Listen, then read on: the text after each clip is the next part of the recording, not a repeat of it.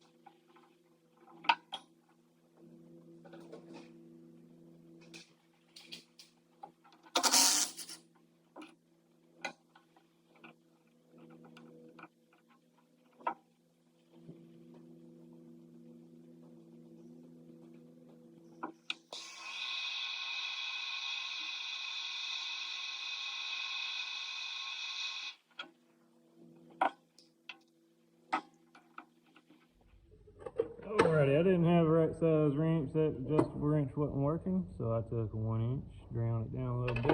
Finally got the dang thing moving after about 30 minutes. So let's get that off of there and dig into it and see what it needs. A little bit better look at this thing. It is rusty, full of crap, clogged up.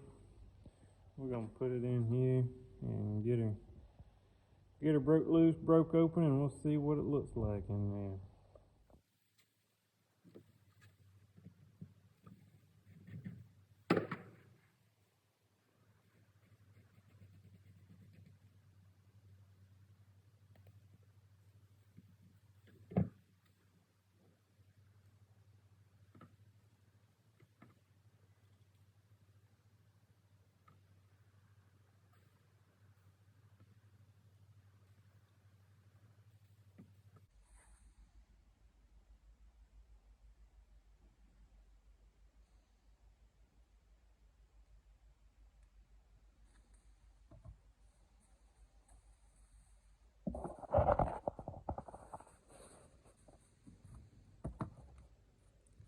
I don't know if that's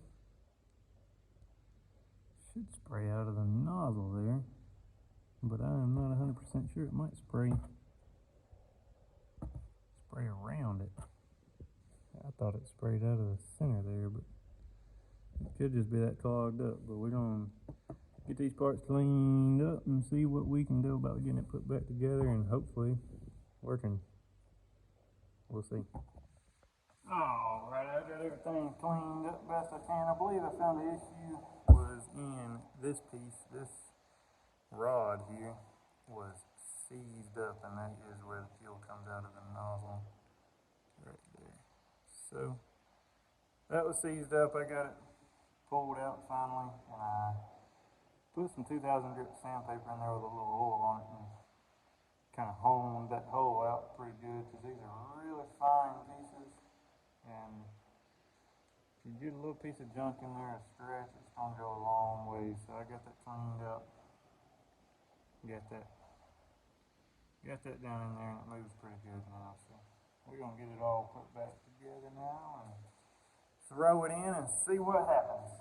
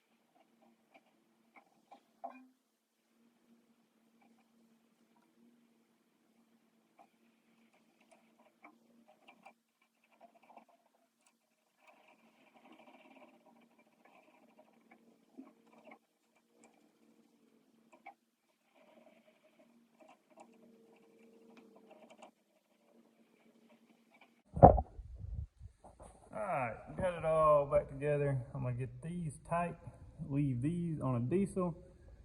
The fuel pressure is so high, compression so high, that it's not just going to prime itself. I mean, it will, but it's going to take forever. It's going to be airlocked.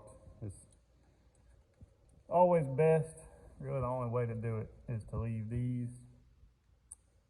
tight, track these lines, and then crank it over until you see fuel squirting out of them, and then you'll tighten down on them, and it should crank up after that. So we're gonna do that. We're gonna get these tight, leave these loose, go crank it until we see fuel squirting out of the bottoms of those nuts, and then it'll be ready to tighten down and crank up. So we're gonna do that.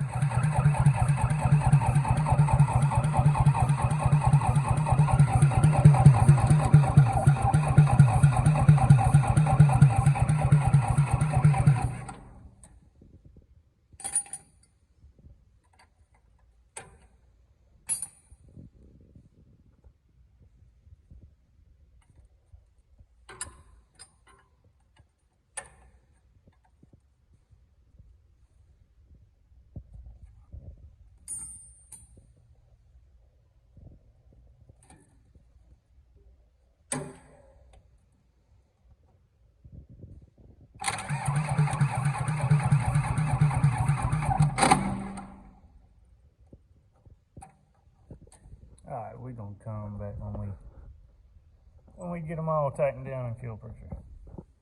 Alright, change of plans. Before we get those ready, we're gonna get this changed up, put this new one in here. I got a Caterpillar style ignition switch here with the lock on it. Not lock, but cover. And 2 Caterpillar keys. So we're gonna change this thing out so we can actually crank it right without a pair of needle nose pliers. So let's get that changed out and then we'll do that.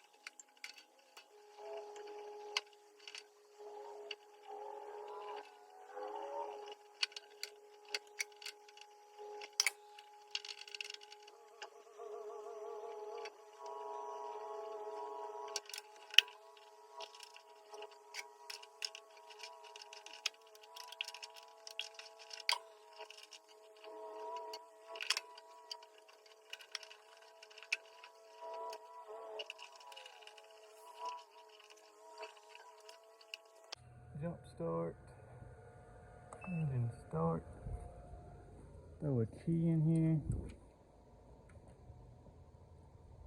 maybe.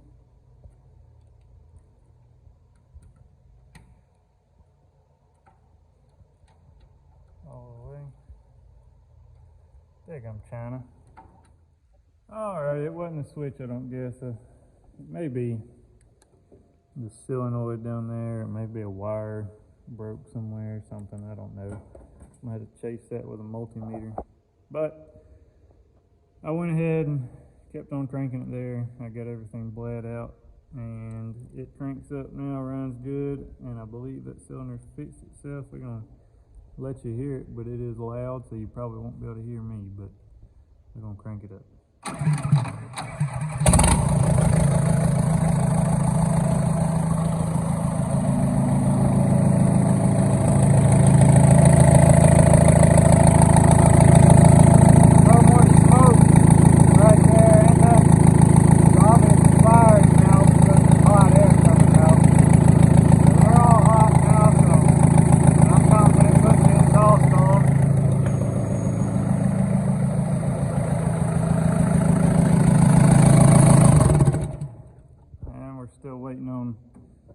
This lever so that we can get this cable hooked up so we can actually run the idle up and down from the cab rather than sitting here putting my finger right there. But like I said, I don't know if you can hear me or not, that cylinder's firing now that we got that injector cleaned out, freed up.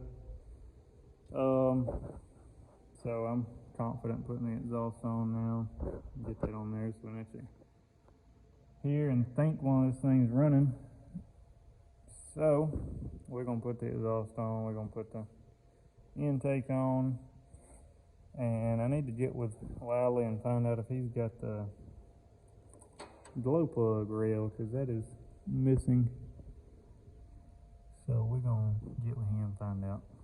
But I think that's gonna be it for this video. I know we're probably getting a little long here. Not too much going on, but we did get that fixed. Waiting on that. We know it ain't the switch now, so I'm gonna do a little bit of probing around with the multimeter and find out. But I reckon that's gonna be about it for this video on the old dozer.